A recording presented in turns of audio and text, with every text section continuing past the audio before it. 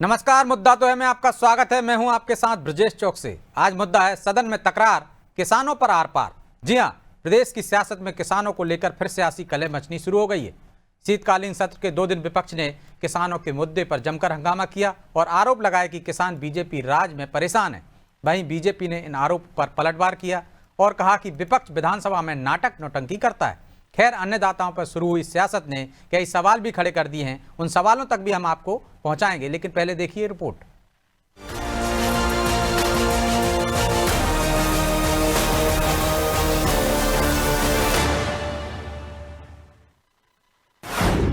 अन्नदाताओं पर फिर आर पार। किसानों के सम्मान में कांग्रेस मैदान में। सदन में किसानों के मुद्दों पर संग्राम। किसान पूरी तरह से बर्बाद हो चुका है। किसान के पास कुछ भी नहीं बचा है। अतिवृष्टि से किसान की फसल चौपट हो गई, उसको आप मुआवजा देने को तैयार नहीं है। और कांग्रेस हर सत्र में नाटक नौटंकी करती है। विधानसभा नौटंकी करने का स्थान नहीं। शीतकालीन सत्र के दूसरे दिन विपक्ष ने किसानों के मुद्दे पर हल्ला बोला। कांग्रेस विधायक खेतों में फसलों की स्थिति को दर्शाती तख्तियां और चिड़िया लेकर विधानसभा पहुंचे और खुद को किसानों का हितैषी बताने की कोशिश की, तो नेता प्रतिपक्ष उमंग सिंगार ने सत्ता पक्ष को आड़े हाथों लिया और आरोप लगाया कि प्रदेश का किसान कभी खाद के लिए, कभी खरीदी के उचित मूल्य के लिए और कभी मुआवजे के लिए दर दर भटक रहा है। कांग्रेस विधायक तो ये तक कह गए कि सत्ता पक्ष किसानों के खेतों पर डाका डाल रहा है। विपक्ष ने किसानों की कर्ज माफी और फसल बीमा का मुद्दा भी उठाया और जमकर प्रदर्शन किया। चर्चा हुई, चर्चा का क्या निष्कर्ष निकला बताए सरकार क्यों नहीं मक्का पे देना चाहती है एमएसपी, क्यों सोयाबीन पे नहीं देना चाहती, क्यों किसानों कर्ज माफ नहीं करना चाहती, क्यों सरकार किसानों को लाइन में लगा रही है, किसानों खाद के लिए परेशान है। आप देख रहे हो पंजीयन पे की सरकार है ये सरकार, ये ऐसी चिड़िया चुग गई खेत जो कहावत है, ये चिड़िया सरकार है मोटी हो गई कमीशन खा खा के, लेकिन किसानों को नहीं मिल पा रहा जो उनका अधिकार है वो मिलना चाहिए। अब विपक्ष ने अन्नदाताओं के सहारे सत्ता पक्ष की घेराबंदी की, तो बीजेपी विधायकों ने भी विपक्ष के आरोपों पर करारा जवाब दिया। भावांतर समेत कई योजनाओं को गिनाकर सत्ता पक्ष ने ये साफ किया कि सरकार ने किसानों के हित में फैसले लिए हैं। कांग्रेस सिर्फ किसानों के नाम पर राजनीति करती है और भी कई आरोप सत्ता पक्ष ने विपक्ष पर मढ़े। किसानों के मामले में सरकार संवेदनशील है। सोयाबीन के मामले में भावांतर की बात हो या मॉडल रेट की बात हो, सरकार ने किसानों के हित में तुरंत निर्णय किए। खाद बीज की किसी एक आध जगह अव्यवस्था हो सकती है, लेकिन किसी तरह की कोई कमी नहीं है। हर तरह के मामले में सरकार किसानों के साथ है और किसानों के हितों की चिंता करना सरकार का काम भी है और कर भी है। विपक्ष के हंगामे की वजह से शीतकालीन सत्र गरमा रहा है। सोमवार को जहां विपक्ष ने छिंदवाड़ा में मासूमों की मौत पर सत्ता पक्ष को घेरा, तो मंगलवार को सदन में किसानों को लेकर जमकर बयानबाजी और प्रदर्शन देखने को मिला।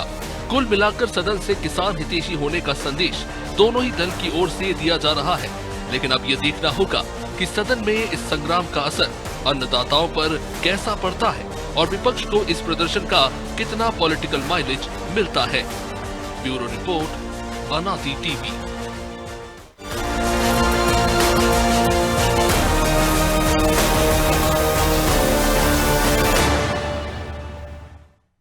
इस मुद्दे पर चर्चा शुरू करें उससे पहले वो सवाल जो जरूरी हैं। पहला सवाल, क्या इस प्रदर्शन से कांग्रेस फिर 2018 की तरह किसानों का मन जीतना चाहती है? दूसरा सवाल, सदन में किसानों के मुद्दे उठाकर कांग्रेस क्या संदेश देना चाहती है? तीसरा सवाल, विपक्ष के प्रदर्शन को बीजेपी नाटक नौटंकी क्यों बता रही है? चलिए इन सवालों के साथ इस मुद्दे पर चर्चा शुरू करते हैं। चर्चा में हमारे साथ मौजूद हैं बीजेपी प्रवक्ता मंजरी जैन, कांग्रेस प्रवक्ता अमित तांबरे और हमारे सहयोगी प्रूफ एरिया। अमित जी, मंजरी जी, बहुत बहुत स्वागत है आपका। और मंजरी जी, शुरुआत आपसे ही करते हैं।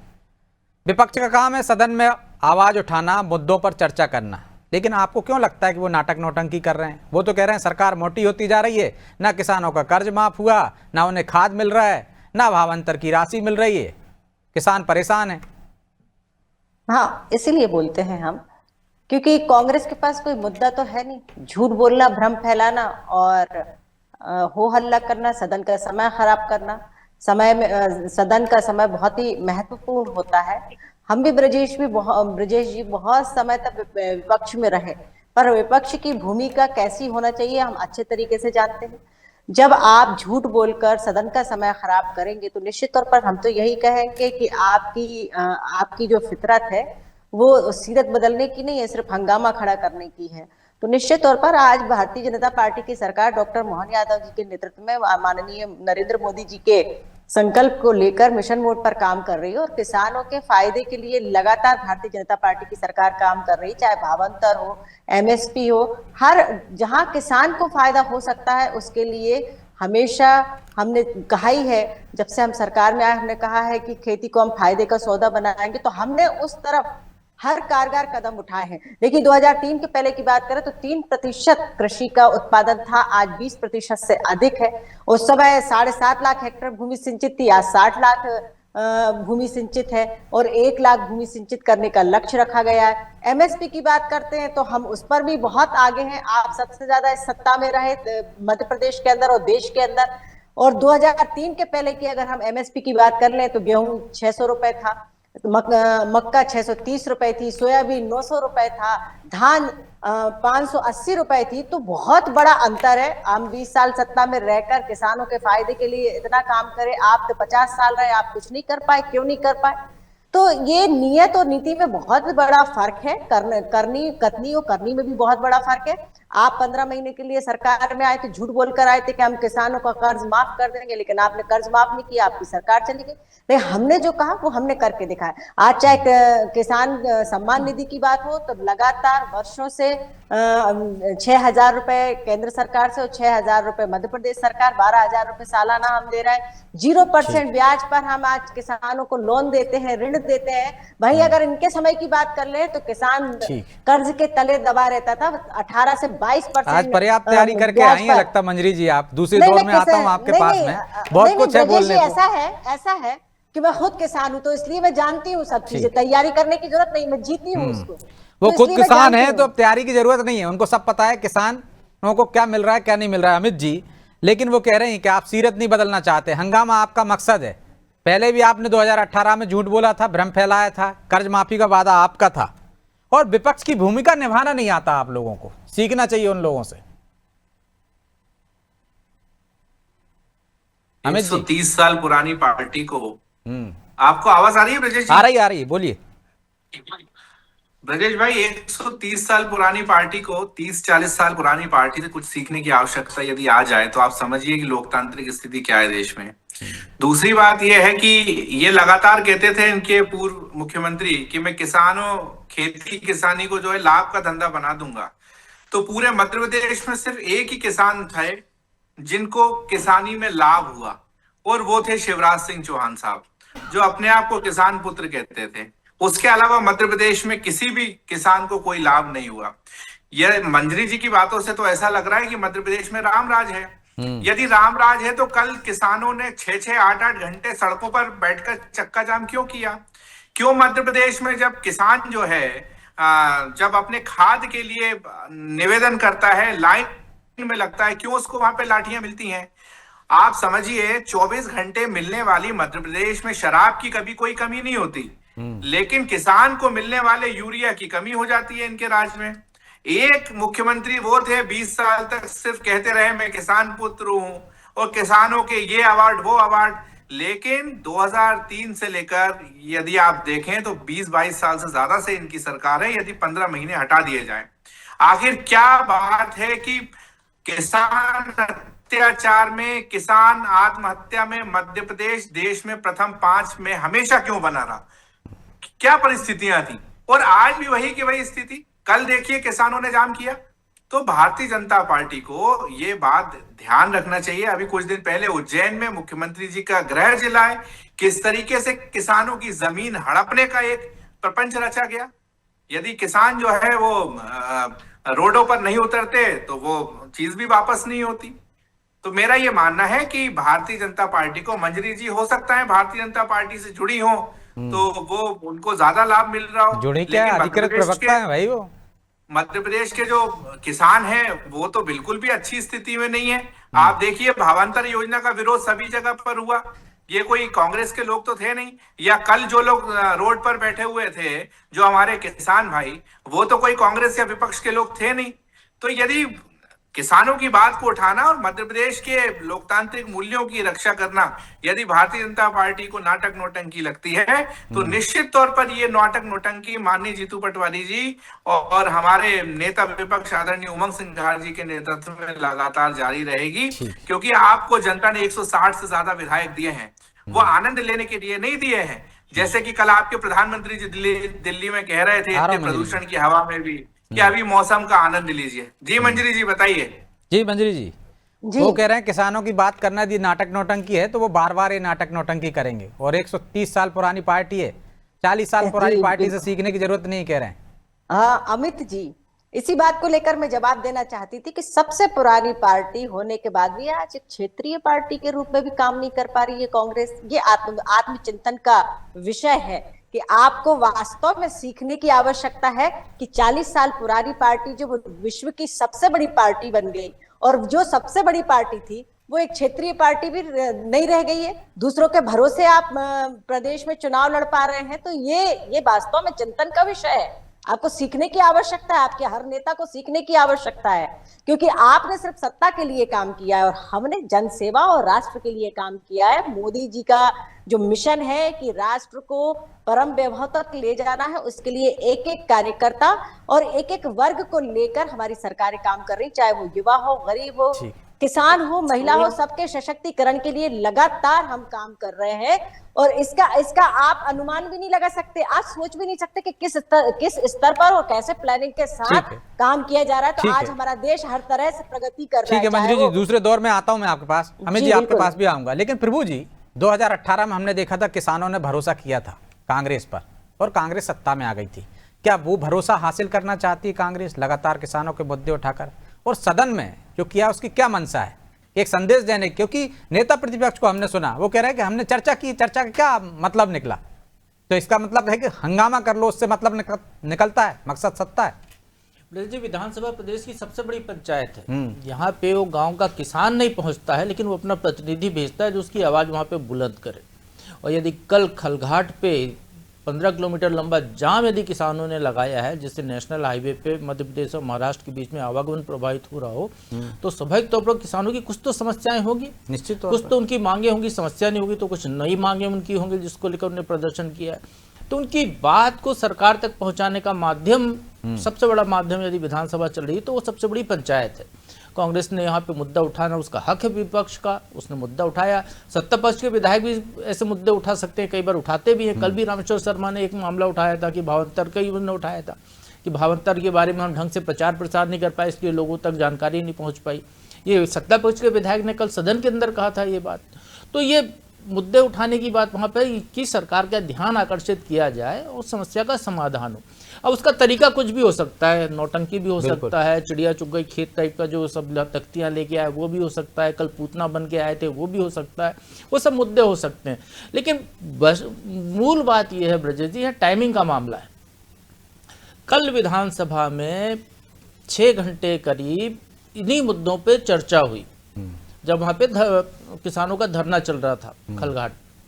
तब कांग्रेस के किसी विधायक को ये नहीं पता चला कि वहां पे धरना चल रहा है और ये है। और चर्चा जब खत्म हो गई सदन में 139 के नियम के तहत चर्चा जब हो गई कल, आप आज उस पर प्रदर्शन कर रहे हैं। और नेता प्रतिपक्ष उमंग सिंघार जो चर्चा में भाग ले रहे थे, उनकी अभी हमने बाइट सुनी, उन्हें क्या कह रहे थे? वो उमंग सिंघार ये कह रहे थे कि चर्चा होने से कुछ नहीं होता है, चर्चा तो हो गई, मुद्दे तो जिंदा है। तो फिर आपकी आवाज में दम कहाँ रहा विपक्ष की? तो फिर आपको उस तरीके से वो करना था, कल इस मुद्दों को उठाना था, सदन के अंदर उठाना चाहिए था पूरी गंभीरता से। कल इतना 6 घंटे का समय मिला था उनको बात रखने के लिए, पूरी तरह से वहाँ बात नहीं रख पाए। तो यहाँ पे यह है कि बात पहुँचाना है, वो तरीका ठीक है कि आप किसी भी माध्यम से पहुँचाइए, सरकार तक बात पहुँचाइए, लेकिन वो दमदारी भी होनी चाहिए कि आप यदि वजनदारी से बात उठा रहे हैं तो उसमें कुछ ना कुछ तो समाधान वहाँ पे निकलना चाहिए। ये कोशिश विपक्षों को करनी चाहिए कि केवल प्रदर्शन के लिए, केवल न्यूज में आने के लिए मुद्दे ना उठाए जाए, वहां तक सीमित ना रहे। और दूसरी बात जो मंत्री जी ने एक कही कि पुराने आंकड़े गिनाए उनने अभी कि 2003 के पहले 500 कुछ रुपए फलानी चीज मिलती थी, ठिकाना अनाज इतना मिलता था, तो मंजरी जी तब सोना क्या भाव मिलता था, पेट्रोल क्या भाव मिलता था, किसान को खाद क्या भाव मिलती थी, बीज क्या भाव मिलता था। समय के साथ चीजों में बदलाव हुआ है। यदि आप अपने आप को सही साबित करने के लिए देश आजाद होने के पहले के आंकड़े देंगी तो उस समय तो 25 पैसे भाव गेहूं मिलता होगा। मिलता ही कहाँ था, भुखमरी के हाँ, हालात जो भी मिलता होगा 25 पैसे, जिसको भी मिलता होगा 25 पैसे किलो के भाव पे मिलता होगा, 100 रुपए में बोरा आ जाता होगा। आज आप समर्थन मूल्य दे रहे हो, उस समय समर्थन मूल्य भी नहीं देते थे। तो ये जो तुलनात्मक अंतर करके अब अपनी बात को साबित करने की कोशिश करते हैं, कम से कम जो सही मुद्दे हैं किसानों के, जनता के, उस पर तो स्वीकारता सत्ता पक्ष को भी दिखानी चाहिए। ठीक है, स्वीकारता तो दिखानी चाहिए, लेकिन दो सवाल उठकर आए हैं प्रभु जी की बात से। अमित जी, एक तो आप लोग जनता से कटे हुए, कल हंगामा हुआ, आपको पता नहीं चला सदन में, और सदन से तो समाधान निकलना ही चाहिए। आपके नेता प्रतिपक्ष कह रहे हैं कि क्या होता है चर्चा करने से, नाटक नौटंकी करिए, लोगों का ध्यान आकर्षित करिए, आपका हक है, लेकिन समाधान भी तो आप ही को निकालना है, प्रेशर भी तो आप ही को बनाना है सरकार पर। तो वो बना क्यों नहीं पा रहा विपक्ष? देखिए, लोकतंत्र के चौथे स्तंभ तो आप लोग भी हैं, आप लोग भी कर सकते हैं उसमें, वो जितनी विपक्ष की भूमिका है उतना नहीं तो आप लोग बताया, की तब तो आपको भूमिका है। पता चला कि वहाँ पे धान चक्का जाम हुआ था, अखबार में ही देख के आपको पता चला ना। अब आप मुझे बोलने देंगे तो मैं जवाब दूंगा प्रभु जी। नहीं, आप मीडिया को भी यदि इशारा कर रहे हैं तो हम आपको चर्चा का मंच भी इसीलिए दे रहे हैं जी। बात आए, देखिए, आज के समय में यदि ये कहना कि आज का इतना इंटरनेट के जमाने में कि किसी को कुछ पता नहीं चल पाया, ये मुझे नहीं लगता कि ये बात ठीक है। कल ये सारी चीजें हुई, देर शाम तक जो है वो चलता रहा, उसके बाद रणनीति बनी, और आज रणनीति के तहत जो है आज आपको प्रदर्शन देखने को मिला। दूसरा, मुझे ऐसा नहीं लगता कि उमंग सिंघार जी जैसे नेता प्रतिपक्ष के इतने बड़े पद को किसी मीडिया के इसके प्रपंच की जरूरत है। दूसरी बात यह है, मीडिया का प्रपंच कर रहा है। नहीं, आपने कहा ना कि जैसे अभी प्रभु जी ने कहा कि इसे मीडिया में दिखाने के लिए ये सब प्रपंच करने की जरूरत नहीं, उन्होंने तो ये कहा कि करना चाहिए भाई, ध्यान आकर्षित करने का एक जरिया हो सकता है, कुछ भी हो सकता है वो आपका, सिर्फ लेकिन मीडिया में आने की जरूरत नहीं है, इतना प्रेशर होना चाहिए कि समाधान निकले। आप 1 मिनट पहले का यदि अपना रिवाइज कर देंगे तो उसमें आदरणीय प्रभु जी ने ये कहा था कि ये सिर्फ मीडिया के लिए नहीं करना। देखिए, हाँ भी कह रहे हैं प्रभु जी। हाँ, मैं मेरा ये कहना है केवल न्यूज के लिए नहीं करना चाहिए जो आपके विपक्ष के विधायक करते हैं कि सदन के बाहर प्रदर्शन करते हैं, सदन के अंदर उस मुद्दे को नहीं उठाते हैं। आप बैठ के एक दिन दीर्घा में देख लीजिएगा, आइएगा, स्वागत है आपका। मैं रोज जाता हूँ, मैं तो प्रवक्ता हूँ पार्टी का, तो मुझे रोज जाना होता है। दूसरी बात यह है कि हम तो रोज मामले उठाएंगे, सदन में भी उठाएंगे और सड़क में भी उठाएंगे। हमारे 1 लाख से ज्यादा कांग्रेस के कार्यकर्ताओं पे इसलिए प्रकरण दर्ज नहीं है कि हम सरकार की आरती उतारते हैं। हमारे नेता कार्यकर्ता सदन में भी लड़ाई लड़ते हैं और सड़क पे भी लड़ाई लड़ते हैं, इसलिए तो उनके ऊपर केस दर्ज है पूरे मध्य प्रदेश में। तो विपक्ष की क्या भूमिका होना चाहिए, मुझे नहीं लगता कि किसी की इसमें सलाह की आवश्यकता है, क्योंकि ये तो आंदोलन से जन्मी पार्टी है। देश की आजादी में जब 1924 में संघ बना था, उसके बाद देश को आजादी मिली, और उसके बाद कभी ये लोगों ने, जनता जब लगातार इन लोगों को नकारती रही, तो कभी इन लोगों ने अपना नाम जनता रख लिया, फिर भी जनता ने नकारा, कभी जनता पार्टी, कभी भारतीय जनता पार्टी। वो तो नाम तो आपने भी बदले हैं, उधर मत जाइए। इस मामले में जो है वो मंजरी हमें तो डिबेट दूसरी दिशा में चली जाएगी ना, नाम बदलने पे चली जाएगी भाई, हम किसानों बात करना चाह रहे हैं। रिजेक्शन का मौका मिला। नहीं, रिजेक्शन की बात हो रही ना, मंजरी जी ने कहा कि जो रिजेक्शन की बात है कि जनता ने नकारा, तो आप लोगों को तो इतना नकारा कि आप लोगों को तो नाम बदलने पड़े लगातार। दूसरी बात यह है कि मध्य प्रदेश में मैं फिर कहूंगा कि यदि एक भी साल कभी प्रथम 5 से बाहर हुआ हो मध्य प्रदेश किसानों की दुर्दशा के मामले में, किसानों की आत्महत्या के मामले में, ये बड़े दुर्भाग्य की बात है कि वो मुख्यमंत्री जो अपने आप को किसान का बेटा कहते थे, उन्होंने मंदसौर जिले के अंदर किसानों पे गोलियां चलवाई थी। ये पूरे मध्य प्रदेश को याद है।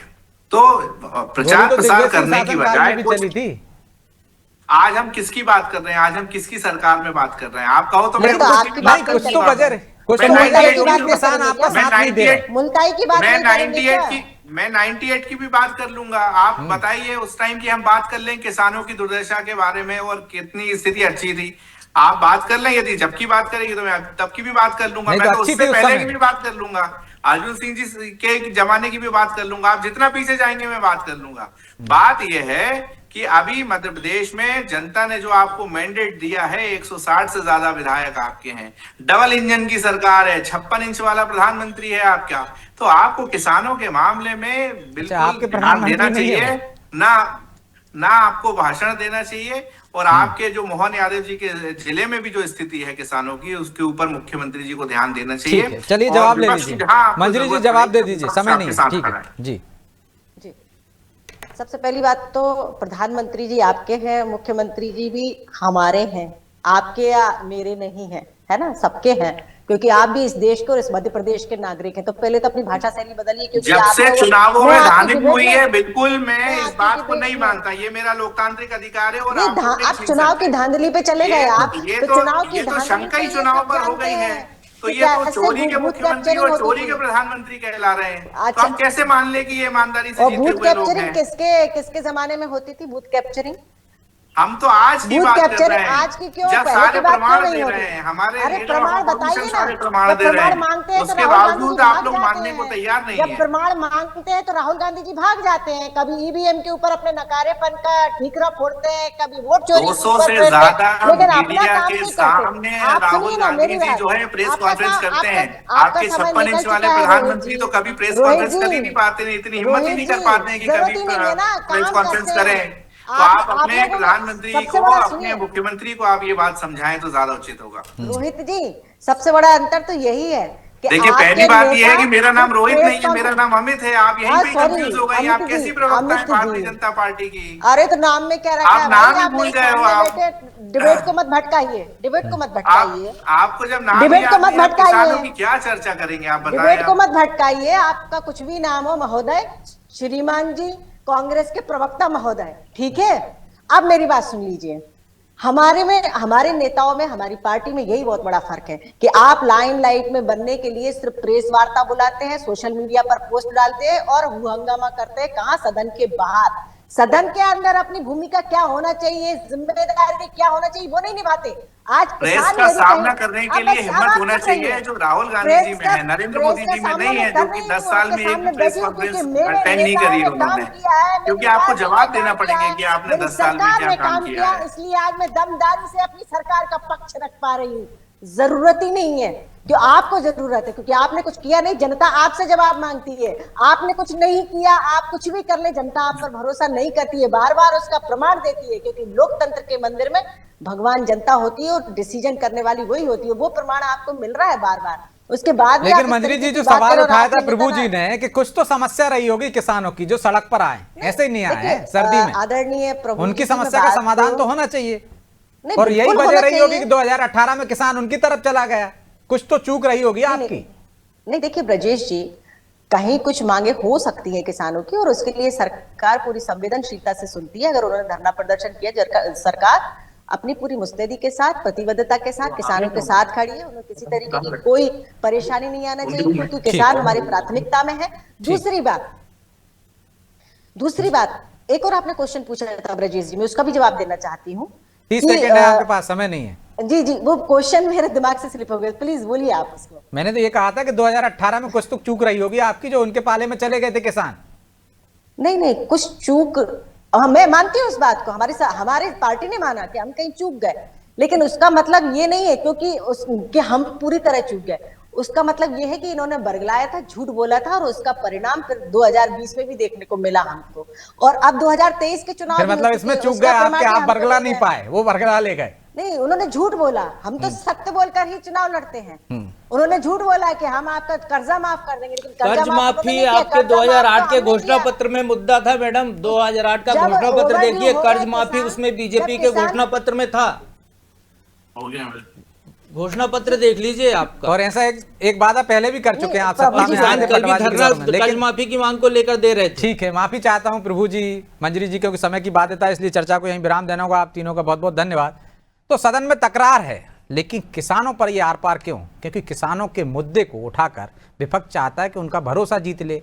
किसान जिस पाले में जाएंगे सरकार उसकी बन जाएगी। ये 2018 में हमने देखा था। यही वजह है कि किसानों के मामले को लेकर सरकार भी अपनी संवेदनशीलता दिखाती है कि वो चाहती है कि किसान नाराज ना हो। विपक्ष चाहता है कि किसानों की नाराजगी का फायदा उठाकर वो सत्ता में वापसी कर पाए, लेकिन किसान बड़ा समझदार है।